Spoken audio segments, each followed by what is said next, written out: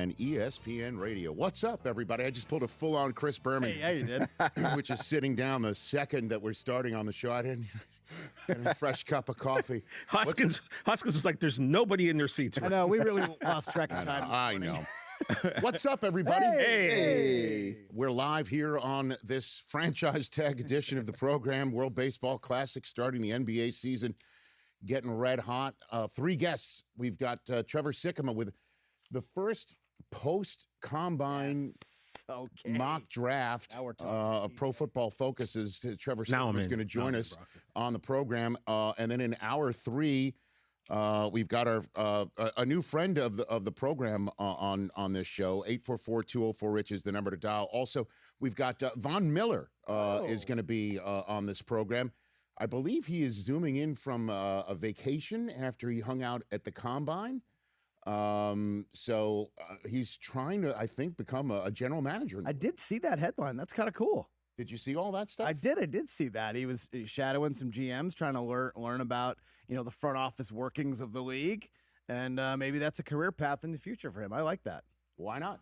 844-204-RICH being the number to dial. Good to see you over there, Jay Felly. How are you? What's up? TJ Jefferson, good to see you over there. What's up, man? Again, we've got, it's a 3-guest Wednesday, everybody, here on the program. If it wasn't a Wednesday, it's a Tuesday.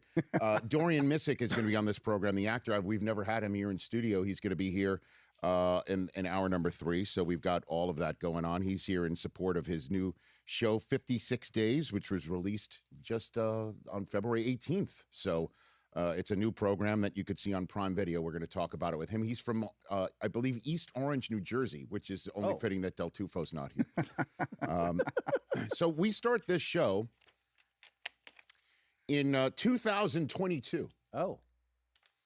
This is when Jet fans were all very excited. If you remember, I spent many a moon on this set saying prior to that draft, there is a cornerback at the University of Cincinnati that I want. I was pounding this table. I spoke Sauce Gardner You really did. into existence, okay? I spoke Sauce Gardner into existence, okay? So, and then he gets drafted. And the Jets have 2 first-round picks, and they go ahead and get Garrett Wilson as well. And then they trade back into the first round and get a 3rd first-round pick. Remember that I had Joe Douglas on the program? I'm like, brother, what you just did, you should dine out for free in New York City the rest of your life. Because then in the 2nd round, he goes ahead and drafts Breece Hall. Look at all 4 of those guys, huh? At the time, it's like we got our corner, we got our number 1 wide receiver, we got ourselves a big-time pass rusher, and then we got ourselves a running back to go for it as well. And Breece Hall had like 1st round written all over him. He somehow dropped to the 2nd round, and the Jets grabbed him too. Yep. And everybody's like, this is the core 4. That right there. Yada, yada, yada. Cut to right now. Are any of them still? Well, it is interesting because, Sauce Gardner gets traded to Indianapolis last year for 2 firsts. And, Quentin Williams wasn't on the screen, but he was drafted just right around then as well. And while we're in Indianapolis, the Jets trade Jermaine Johnson away for T'Vondre Sweat. You don't usually trade, pass rushers for defensive tackles, but the Cowboys showed you can do that and get away with it. Worked out. Ish. We'll see. And then, word is, what are they going to do with Breece Hall? Can't let him walk. Would they potentially trade him? They kept saying, we're going to sign him, we're going to try and at least franchise tag him. And, being a fan of the Jets, you got to sit around going, do you really? Are you gonna? We don't still have a quarterback, because that's what you said back then when you had all 4 of those guys. Like, who's a quarterback? Okay, Zach Wilson, let's go. Year later, they try Aaron Rodgers. That doesn't work out for after 2 years. They're still wondering who the quarterback is there in New York. And to the credit of the front office, they decided to go ahead and franchise tag him today. And sure enough, Breece Hall isn't going anywhere, at least for 1 year. and it's a $14.293 million tag. It's the non-exclusive. The exclusive tag's a little bit even higher, to the point where, the league doesn't even really disseminate that publicly, or at least in the media. You don't even see what the exclusive franchise tag is. Bottom line is, the non-exclusive means the Jets only lose him if somebody offers him a contract and you let him walk and they give you 2 first-rounders. That's not happening for a running back. So Breece Hall's not going anywhere, and now the Jets will have to try and come to a long-term agreement with Breece Hall. And if they do that, I would counsel to say they do it fast, because Jahmyr Gibbs and Bijan Robinson are up for contracts. And so is Kenneth Walker III. He's the Super Bowl MVP, and it seems like the Seahawks are ready to let him walk, that they're not going to slap him with the franchise tag. As you know, franchise tags are either placed or slapped on somebody. They're placed on somebody if they don't mind, slapped if they do. Breece Hall, you just saw from that tweet, you have no idea what he's really thinking deep down. Does he want to be there? Apparently he does. Frank Reich is the new offensive coordinator there. I saw him in Indianapolis. We're assuming he's going to use Breece Hall to his fullest. Who's the quarterback? The bottom line is, at least the Jets have held on to him and have a top-notch running back who last year, despite having nothing going for them last year on offense, the New York Jets still got a season out of Breece Hall that is worthy of his contract, or at least the money that he's going to be paid. $14 million, 1,065 yards, career high on a 3-14 team. How does that work? So half of the young core 4 is still with the team. And the Jets are still asking their fans to trust the process of turning all the draft choices and all the choices that they made about trading away Sauce and trading away Quinnen Williams and trading away Jermaine Johnson. In that process, you must trust. We'll see what happens. Second overall pick. What does this mean? It certainly means, as I love Jeremiah Love, he's not going to be second overall. That's for sure. Because you don't go ahead and franchise tag Breece Hall and choose a running back second overall. Nor do you really want to choose a running back second overall sometimes, because it may not work out more often than not. Speaking of.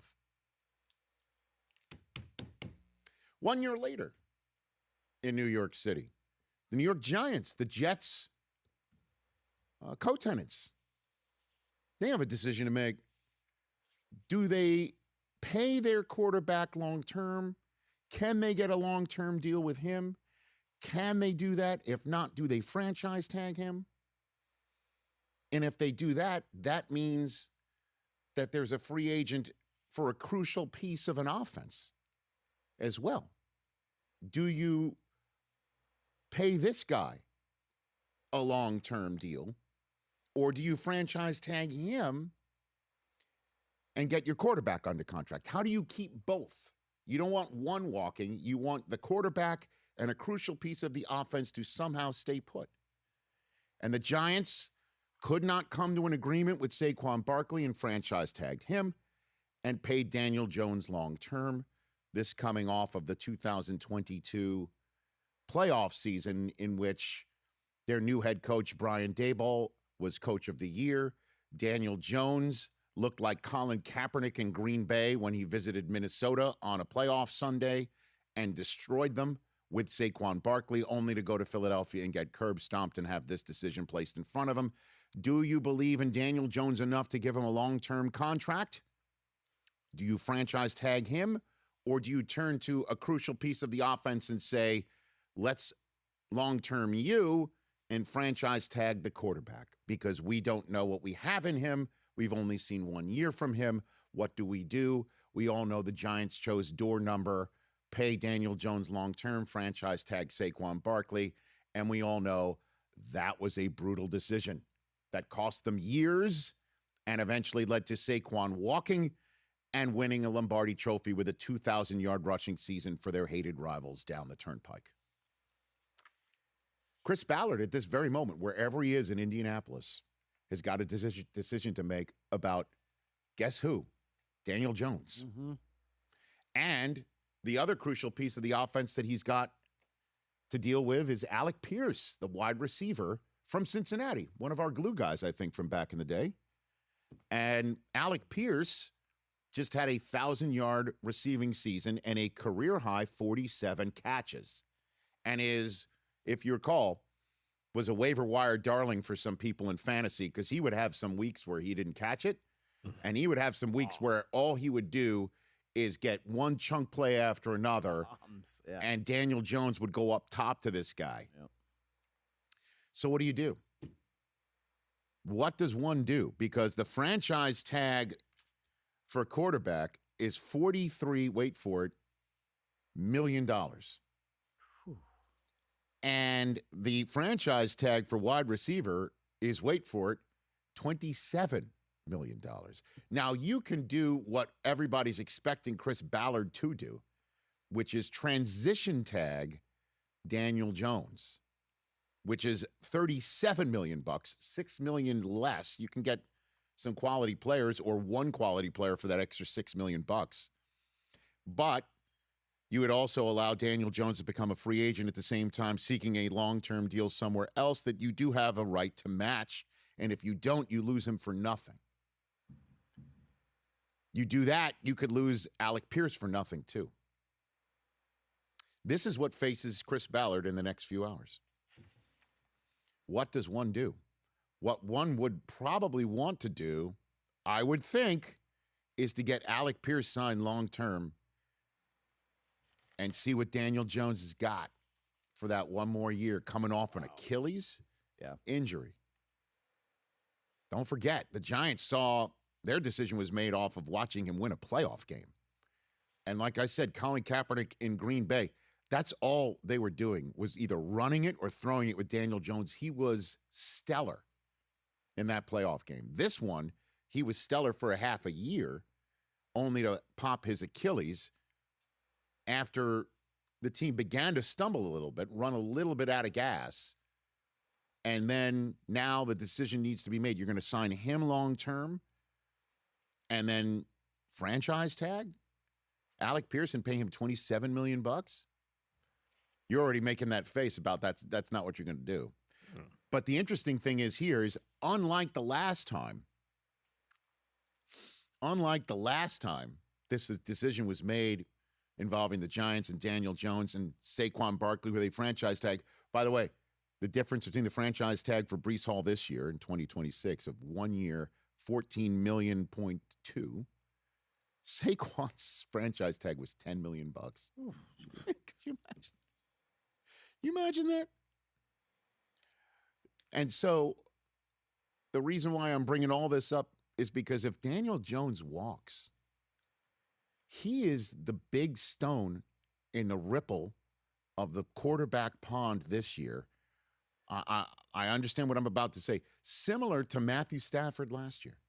Remember Matthew Stafford? Is he sticking with the Rams or not? Because if he doesn't and he goes somewhere else, boy, does that create this massive ripple effect that does involve Aaron Rodgers, that involves, obviously, the Rams. What do they do? What do you do if you're, who else was he knocking on the door of the Steelers? The Giants. Remember the Giants were knocking on Stafford's door? Thought they were getting him. But this year, Daniel Jones is coming off of half a season of a non-playoff team that fell apart after he got hurt. And I'm telling you, if he's free and everybody thinks he's healthy, they're going to go after him.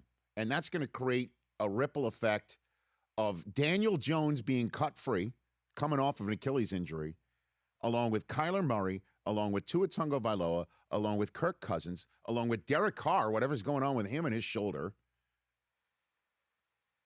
And I bet you Daniel Jones and Malik Willis, Daniel Jones would be the first stop for a lot of teams that are looking for a quarterback, including potentially, who knows, Minnesota, that wanted him last year at this time to stay, and he did the Sam Darnold plan, was like, I'm not sticking around here just to watch J.J. McCarthy over my shoulder. Now everybody thinks it's a different situation with J.J. McCarthy up in Minnesota. This is a big decision that Chris Ballard has over the next few hours. And it's kind of crazy how the Jets franchise tag one of their core four from years ago, half of which they've gotten rid of and traded away. And that was the draft that was supposed to launch 1,000 playoff seasons for the Jets. Yep. Instead of 1,000 memes of kids saying he's hates the team. I hate this team. I hate this team. And then the Giants then that year make the playoffs, creating a conundrum involving Daniel Jones and the top offensive player on the team. And what do? Sign one long-term, franchise the other, let them both go? What do you do? It's amazing how 4 years later this happens on the same day. Let's take a break. Here on the program, we talk about the latest and all of the franchise tag decisions. There's one that's just apparently been made, one that I just made reference to. We'll hit on that. Also, Trevor Sikkema of the Pro Football Focus team, he's come up with his first, I haven't seen too many mock drafts post-combine. This one is interesting. Now that we've seen all the workouts, he's next. That's next.